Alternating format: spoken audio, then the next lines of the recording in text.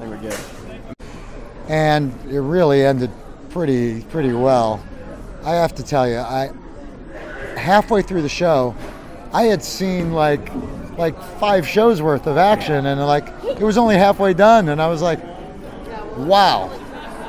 And you saw, I mean, we're a little disappointed that, with the injuries and a lot of the, unforeseen things that happened. But I guess, when guys that big go on the stage and they don't, do this kind of stuff, and they really go at it, I mean, it's almost inevitable that you're going to get some sort of injury or some item like that. Yeah, or I was afraid. I was more afraid sitting in the front row for these fights than I am for, like, fighting myself. That's some big weight coming at you. Yeah, that's a lot. They were big guys. What are your thoughts for, moving forward, Kasai Pro 7, Kasai Pro 8, and any additional super series as you do? This was a great event. Where do you take it from here? So we like to alternate the Kasai Pros and the super series. Our next show is going to be in New York. We don't have we'll very soon have a firm date, but it's either going to be the very end of April or the very beginning of May. That's close to the Worlds. Yeah. So what we might do, a little surprise, and if it's a super series, we'll mix in some gi matches, but not just any gi matches. Use your imagination. We're gonna come up with the gi matches that are like the preview to, there's 2 or 3 that we really want to put on, and the guys are already kind of okay with it. Okay. So you're gonna see some big stuff on the gi side, and then no gi, we have so many possibilities. So are there any, not naming names, for those events that you've already teased, do you have any people that you would like to see featured on the Kasai stage? Absolutely. No particular order, but Andre Gaval was here today, cornering Lucas Barboza, and it's funny because every time we speak, I say the same thing to him: when are we going to get you on the Kasai stage? And he didn't say no. So we're going to continue to work on that. We've had Gordon 3 times, and Gordon's just a big name. We want Gordon. The Tone and Canuto rematch from 80 cc's. We'd love to do that. We're just trying to work out a date where Gary's not fighting. His MMA schedule would work. Yeah. That's 3 examples. Anytime we can get Canuto on our stage, we're going to have him. Those are a few that come to mind. Another one is Kynan. Yeah, Duarte. Kynan's our 205 champ. Kynan couldn't compete in this tournament, and we collectively decided that Hulk would be a stand-in. Right. It's a pretty good stand-in very, to get very the Hulk. Stand-in. I don't think Hulk stands in for anybody. He kind of stands on his own. Yes. That's another example. But just assume the best of the best, but not just the best of the best. We don't just want the best of the best on the stage. We want the best of the best where we can compellingly match them up against some other best of the best where it makes sense. Yeah, that's one of the things that we really enjoy about Kasai is the type of matchmaking you do. Is we find the matchups to be extremely compelling because you put fighters with people that are like their skill set. Yeah, and we think a lot about what the match would be like, and we get it wrong sometimes. If you remember the Toquinho match, Josemar Palhares against Craig Jones, we got a lot of hate mail because it was a little boring, a lot boring.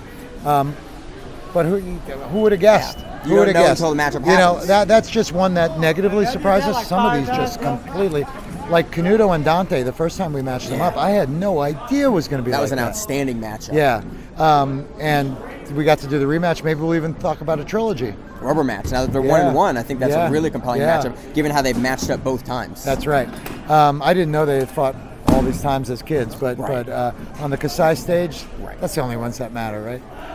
No, but we've got, we're always thinking about it. And, for example, William and Andrew Tackett, we're such fans of the sport. I mean, you watch and always thinking about who's the future. We actually had a William matched up for a match, but he hurt his rib. Right, he wasn't so we figured out a way to get Andrew on the card. Somebody took that fight at the last minute. Yeah, and he looked really good there. He was able to finish with a rear naked choke very, very quickly. Amazing. Yeah. And same with Cody Steele. Did you Cody Steele's fight? Yeah, that's one of that may be on the short list for fight of the night for us. Yeah, for us too. We're deciding between that and I don't know. Tell me if you agree. We haven't talked about it yet. That and the Vinny Nick fight. Yeah, that is definitely a tough one to pick. what was it, tie? I mean, it's so weird to see a fight that was.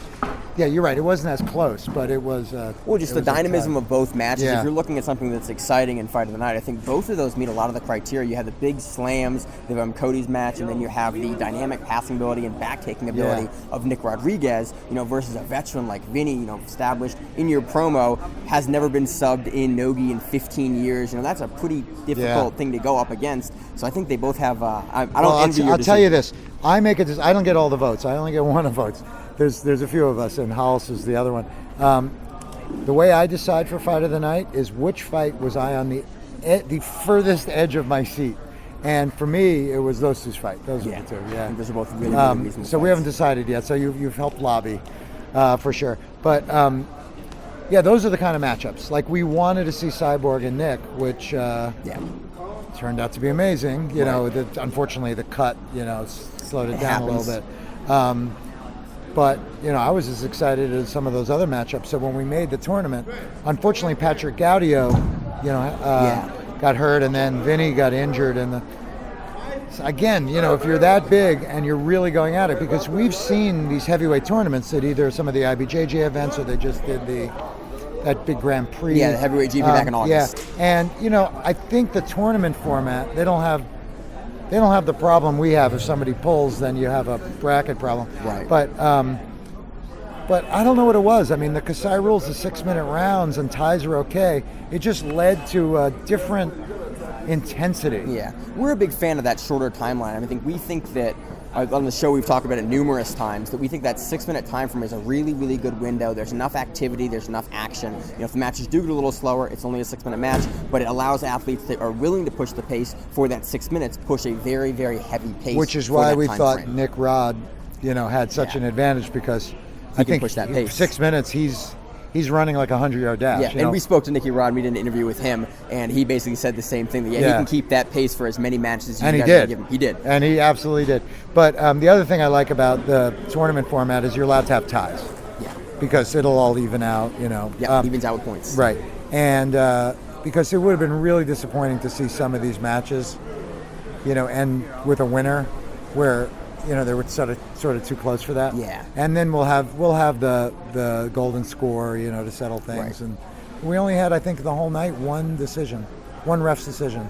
And it was after a golden score on the undercard. I'm just forgetting which match it was, but it was really, I don't recall either, but it was super exciting. It was a really good match as well. Yeah. So, hey, really appreciate it. Thank you very much for your time. Love your events. Can't wait to come more. Absolutely.